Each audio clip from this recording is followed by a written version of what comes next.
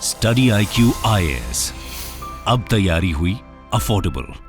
Hello दोस्तों, बहुत बहुत स्वागत है आपका स्टडी IQ के यूट्यूब चैनल पे। मेरा नाम है चंदन शर्मा और आज हम एक इम्पॉर्टेंट बात को आपके साथ डिस्कस करेंगे। देखो, जनवरी का महीना आ चुका है एंड यहाँ पर बहुत स्टूडेंट्स में कई तरह की एक एंग्जाइटी आ जाती है related to their upcoming prelims exam. आप सब जानते हैं कि 26 मई 2024 को ये प्रीलिम्स एग्ज़ाम शेड्यूल हो रखा है और इसकी नोटिफिकेशन लगभग 14 फरवरी को हमारे सामने आ जाएगी।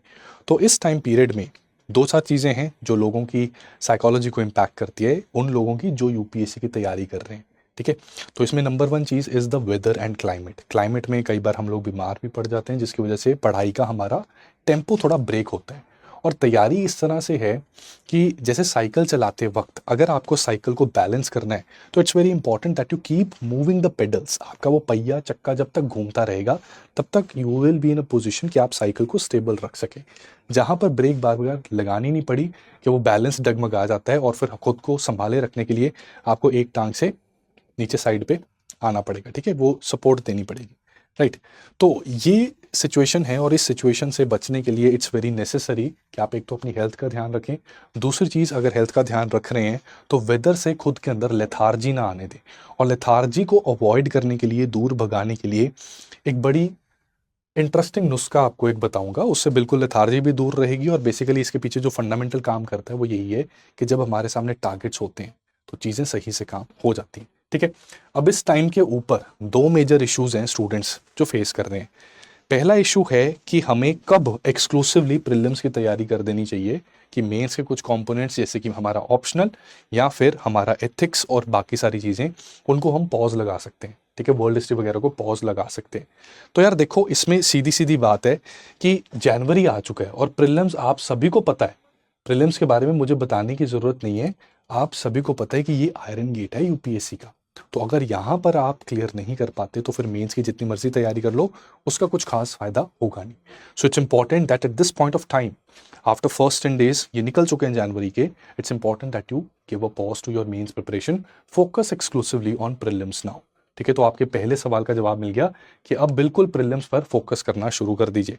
दूसरी चीज़ है, और वही जो मैंने पहला मुद्दा बताया कि खुद को डिसिप्लिन में कैसे रखना है, लेथार्जी को कैसे नहीं आने देना एंड कैसे इंश्योर करना है कि हमारा मोमेंटम बना रहे, उसके लिए है टेस्ट्स। अब टेस्ट्स कब देने चाहिए? क्या मुझे पहले पढ़ना चाहिए? ठीक है, ये आते हैं मन में सवाल सभी के, क्या पहले मैं पढ़ाई पर फोकस करूं उसके बाद टेस्ट दे दूं? अगर टेस्ट दूं तो नंबर तो मेरे आ नहीं रहे, फिर फायदा क्या हो रहा है? तो ये सारे पॉइंट्स को डिस्कस करना जरूरी है ताकि आप टेस्ट का भरपूर और बिल्कुल एप्ट फायदा उठा सकें। देखो दोस्तों, सबसे पहले तो टेस्ट आपको देने कब चाहिए? मेरा ये मानना है कि आपने अगर पिछले 7-8 महीनों से यूपीएससी की तैयारी की है तो इस वक्त आपको काफ़ी कुछ ऑलरेडी आता है। You just don't realise it, but you know more than you think you know it. ठीक है, ये सच है, ऐसे ही नहीं बोल रहा आपको खुश करने के लिए। आप जितना लगता है ना आपको कि मुझे इतना ही आता है, सिर्फ अभी और पढ़ना है, उससे ज़्यादा ही आता है। दूसरी चीज़, कभी भी इस हैंगओवर में या इस गलतफहमी में नहीं रहना कि जी अभी मैं थोड़ा और पढ़ लेता हूँ फिर टेस्ट दूंगा। ठीक है, उसके बाद टेस्ट दूंगा, ये पढ़ लेता हूँ उसके बाद टेस्ट दूंगा। लक्ष्मीकांत पढ़ ली, अब सुभाष कश्यप पढ़ लूँ उसके बाद टेस्ट दूंगा। स्पेक्ट्रम पढ़ ली, अब बिपिन चंद्र पढ़ लूँ, स्टडी IQ की बुक पढ़ लूँ उसके बाद टेस्ट दूंगा। चंदन सर की साहस सीरीज लगा लूँ यूट्यूब चैनल के ऊपर, उसके बाद टेस्ट दूंगा। ये उसके बाद कभी आएगा ही नहीं। तो you have to just start and start right away. अब इसमें हमेशा ही याद रखना कि एग्जाम में किसी ने ये नहीं पूछना कि आप कितने घंटे पढ़े, कौन सी बुक्स आपने रेफर की। ठीक है, अच्छा आपने साहस सीरीज लगाई है, चंदन सर से पढ़े हो, स्टडी IQ के स्टूडेंट हो, ओ जी फिर तो प्रीलिम्स देने की जरूरत नहीं, आप तो आओ जी बैठो हमारे साथ लबस्ता में सीधा। ऐसा तो है नहीं। तो आपको इवैल्यूएट किया जाता है और इवैल्यूएशन होती है आपकी आंसर सॉल्विंग कैपेबिलिटीज पे। तो चाहे आप एक बुक पढ़ें या 10 बुक पढ़ें या फिर बुक ही ना पढ़ें, आप सिर्फ नोट्स रेफर कर रहे हैं, अगर MCQ सॉल्विंग कैपेबिलिटी अच्छी है तो यू विल बी सिलेक्टेड। तो MCQs को सॉल्व अब कैसे करें या कैपेबिलिटी को कैसे इंप्रूव करें? देखो यार, आप आज भी टेस्ट अगर दोगे, आज कुछ नहीं पढ़ा, मान लो आपने आज भी एक टेस्ट दिया, लेट से आपको जो पर्सनली लगता है कि मेरा स्ट्रॉन्ग कंपोनेंट है, फॉर एग्जांपल पॉलिटी, इससे रिलेटेड आपने एक टेस्ट दिया। इस टेस्ट में लेट से 50 MCQs का आप टेस्ट देते हो। इस 50 MCQs में आपके 10 बिल्कुल श्योर शॉट क्वेश्चन है कि ये तो मुझे 100% आते थे और लकीली ये ठीक भी हो गए। ठीक है, 9 ठीक हो गए, एक में कुछ आपने स्टूपिड मिस्टेक कर दी, या तो करेक्ट इनकरेक्ट नहीं पढ़ा या फिर क्वेश्चन को सही इंटरप्रेट नहीं करा, but that was a silly mistake. अगर वो ना होती तो आपका ये भी यहां जुड़ जाना था। ठीक है, 9 क्वेश्चन आप बिल्कुल श्योरली जानते हो।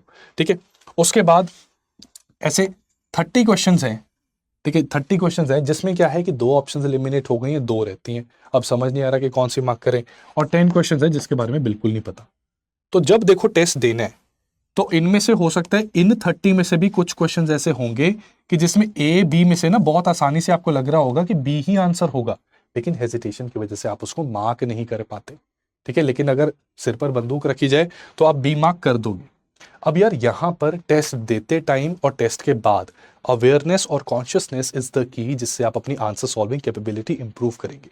यहाँ पर कॉन्शियस रहना है, अवेयर रहना है that out of these 4 options why did you eliminate C और D, what is the logic behind that. And after giving test explanations को देखिए, वीडियो सोल्यूशंस अगर आपको मिलती हैं उनको देखिए, and try to figure out that ऐसा क्यों था कि मैंने सी और डी को जिस लॉजिक से एलिमिनेट किया, क्या एक्चुअली में वो लॉजिक सही है। एक्सप्लेनेशन को देखकर आपको पता लग जाएगा। उसके बाद ए और बी में से मैंने बी मार्क किया और वो करेक्ट निकल गया, ठीक है। अब यहाँ पर फिर से देखिए कि क्या ये ब्लाइंड गेस या एवी बिगिनर्स लग तो नहीं था कि ठीक हो गया बस ऐसे ही। वहां पर देखिए कि मेरा थॉट प्रोसेस, मेरा लॉजिक क्या था जो मैंने लगाया, ए और बी में से B was a better option क्यों लग रही थी मुझे। ये जब तक कॉन्शियसनेस नहीं डेवलप करोगे तब तक आपके वो तुक्के मारने की कैपेबिलिटी इंप्रूव नहीं होगी। तो ये तुक्के मारने की कैपेबिलिटी ना, तुक्के उनके ठीक होते हैं जो कॉन्शियसली एक स्मार्ट गेस लगाते हैं। तो ये स्मार्ट गेस लगाने ये एक कला है, विद टाइम डेवलप होती है, और उसके लिए you have to be very aware, very conscious about the choices you make in the exam, ठीक है। तो मान लो दूसरा क्वेश्चन था, उसमें again A B C D, यहां पर आपने ए और बी को एलिमिनेट कर दिया, डी आंसर मार्क किया, पर ये गलत हो गया। तो इसमें देखो कि लॉजिक मेरा क्या गलत हुआ, और बिना कुछ एक्स्ट्रा जाने, ठीक है, हमेशा ये कोशिश करनी है कि बिना कोई एक्स्ट्रा इंफॉर्मेशन पढ़े, क्या सिर्फ लॉजिक के दम पर, सिर्फ लॉजिक के दम पर ऐसा कुछ हो सकता है जिससे मैं डी ना मार्क करके सी मार्क कर देती या कर देता, जिससे मेरा आंसर ठीक हो जाता। सो फोकस ऑन दैट, ठीक है। तो इसमें से 30 क्वेश्चन से सारे मार्क किए, कुछ ना कुछ सोच के मार्क किए, तो उसके ऊपर आपने फोकस करना है। और ये 10 क्वेश्चंस बिल्कुल आपको पता ही नहीं है, इसलिए आपने मार्क ही नहीं किया। तो यहां पर इन 10 क्वेश्चंस की सॉल्यूशंस देखनी है, और यहीं पर आपको रियलाइज करना है कि ये इनमें से कौन से ऐसे क्वेश्चन हैं जो मुझे पता होने चाहिए थे। यार बहुत ज्यादा न्यूज में था, बट क्योंकि बिल्कुल ट्रिवियल फैक्ट था, जो आता है तो आता है, नहीं आता तो नहीं आता, क्योंकि मैं रिकॉल नहीं कर पा रही थी इसलिए मैं मार्क नहीं कर पाई, ठीक है। सो इन दैट केस जितने ऐसे क्वेश्चन हैं जो आपको आने चाहिए थे उनको स्पेशल स्टार लगा दो, और उनके क्वेश्चंस की और उसकी एक्सप्लेनेशन, उसकी एक रेपोजिटरी बना लो, एक सेपरेट कॉपी में नोट डाउन करके रख लो उसके इंपॉर्टेंट पॉइंट्स, उसकी ब्रीफ समरीज, या फिर जो सोल्यूशन पीडीएफ हैं वो प्रिंट आउट निकालें तो वहीं पर मार्क कर दो, ठीक है। तो ये चीज आपकी रहेगी, राइट। तो यहां से फिर ग्रेजुअली क्या होगा कि देखो 30 में से हो सकता है इनिशियली आपके 10 ठीक हो जाएं और 20 गलत हो जाएं, ठीक है, या लेट्स से 21 गलत हो जाएं और 9 ही ठीक है, ठीक है। तो 21 1/3 नेगेटिव होती है तो 7 क्वेश्चंस कैंसिल हो जाएंगे। तो देखो गेन तो तब भी 2 कर रहे हो आप, 2 का गेन मिल रहा है, but only 11 correct out of 50, this is not sufficient, है ना, ये तो सफिशिएंट नहीं है। होगा क्या कि ग्रेजुअली आपका ये जो 9 है ये 10 बनेगा, ठीक है। जब रिवीजन, ये बिना पढ़े अभी मैं बता रहा हूं, जब रिवीजन करके करोगे तो ये 10 हो सकता है ये 15 to 18 हो, राइट। और ये जो 30 में आपके 21 गलत हो रहे थे, ये रिड्यूस होते होते शायद सिर्फ 12 रह जाए, ठीक है। तो इफेक्टिवली आपके कितने करेक्ट हो रहे हैं, you are correcting actually around 18 questions, ठीक है। और ये तो 10 सही हो ही नहीं है, ठीक है, 10 सही, ये 18 इसमें ऐड हो गए, 12 गलत हो गए।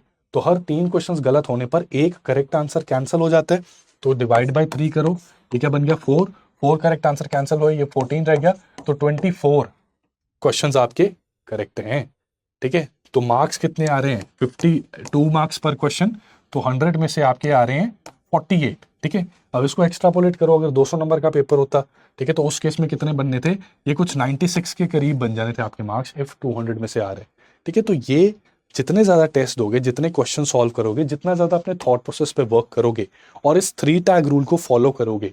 3 टैग रूल क्या है, tag number 1, tag number 2 and tag number 3, ठीक है। ये वो क्वेश्चन है जो आपको पता है कि मुझे आते हैं 100% और ये करेक्ट होने चाहिए। ये वो क्वेश्चन है जिनमें डाउट था, और ये वो क्वेश्चन है जो ये बिल्कुल मुझे आते ही नहीं थे, राइट। तो यहां पर क्या होगा कि with time some of these questions will jump to this and many of these questions can jump towards this, और इसमें से भी जो एक्यूरेसी है वो भी इंप्रूव होगी विद टाइम। लेकिन उसके पीछे जो थंब रूल है, जो सबसे इंपॉर्टेंट चीज है, वो है कंसिस्टेंसी। अब ये कंसिस्टेंसी आपको स्टडी आईक्यू की टेस्ट सीरीज में मिलती है, डिस्क्रिप्शन में हमारी लेटेस्ट टेस्ट सीरीज के बैचेस के लिंक्स आपको मिल जाएंगे and you can enrol in these test series in order to give yourself a right direction while preparing the MCQs, while practising the MCQs. और इन test series की खास बात यह है कि इसमें सिर्फ इसमें सिर्फ और सिर्फ क्वेश्चंस के सोल्यूशन पर ऐसे ही नहीं कि बस पीडीएफ दे दिया उस पर फोकस, नहीं, हम वीडियो एक्सप्लेनेशन भी दे रहे हैं। और वीडियो एक्सप्लेनेशन में हम एम्फोसिस करते हैं इस चीज़ पर कि थॉट प्रोसेस क्या होना चाहिए था जब भी आप कोई क्वेश्चन सॉल्व कर रहे हैं, what should be thought process, उसके ऊपर पूरा फोकस किया जाता है। Along with that you people know, description में अगेन आपको हमारे SIP प्लस के बारे में भी पता लग जाएगा। हमारा जो लेटेस्ट बैच है, फर्स्ट ऑफ ऑल उसकी एडमिशन 10 जनवरी को क्लोज होने जा रही हैं, तो उससे पहले पहले आप एनरोल कर लीजिए। अभी उसमें इकोनॉमी स्टार्ट हुआ है और कुछ ही क्लासेस कवर हुई हैं।